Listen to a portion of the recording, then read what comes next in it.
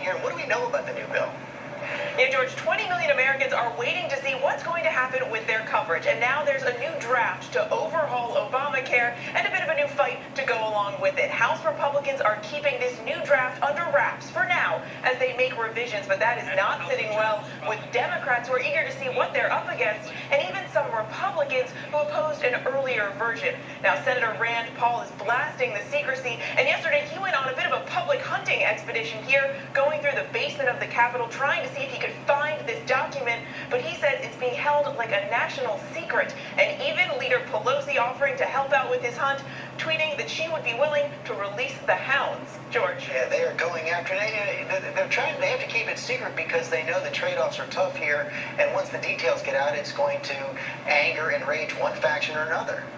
Absolutely, and House Republicans here are simply being extra cautious, especially after an version leaked and then was met with some pretty swift opposition. So for now, just the Republicans on this House committee that are drafting the bill are able to see it. But George, that could change soon. They're expecting to bring it up for consideration next week. Yeah, they want to get this all done by Easter. All right, let's bring in Matt Down to talk about this. But how often does this sort of thing happen? This whole thing reminds me of like the Highlight magazine your kids do, which is like find the hidden picture as you go around this. It's not unusual for these things to be drafted confidentially and done in a way that it's not totally shared with anyone. It is very unusual that members of your own party who want to see it, they won't show it to you. That's an unusual part of this. All right, let's talk about President Trump's week. Started off with a high note with the speech. Now we've got the Sessions situation where he recused himself. How should the Trump administration be handling this big turn in events? Well, if you took a strategy of how not to handle it, they've done the strategy of how not to handle it. First, they have to tell the truth and be honest. That's the overall arching thing.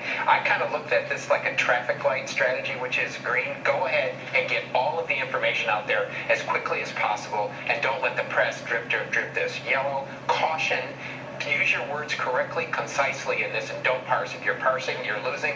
And finally, red, stop using the word witch hunt. The last time a witch hunt was wrong was in Salem, Massachusetts. So in this case, usually when a witch hunt, there's a witch around.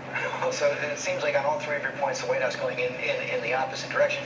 Do you think they're going to be able to hold the line against these other investigations? No. I think this is full scale. Where there's smoke, and where there's a lot of smoke, there's fire. Everybody knows it. Even when you talk to Republicans in the course of this, they know that there's a problem here. They're going to have to figure out a way to clear it up and clean it up as fast as they can. And the other thing, the Russian ambassador, I have to say, feels like the Forrest Gump of Donald Trump. It's everywhere there is something going on, the Russian ambassador seems to be pictured there. So he's doing his job. There's a lot to talk about, and George is going to have much more on this week, on this Sunday, right here on ABC. Michael? All right, thank you.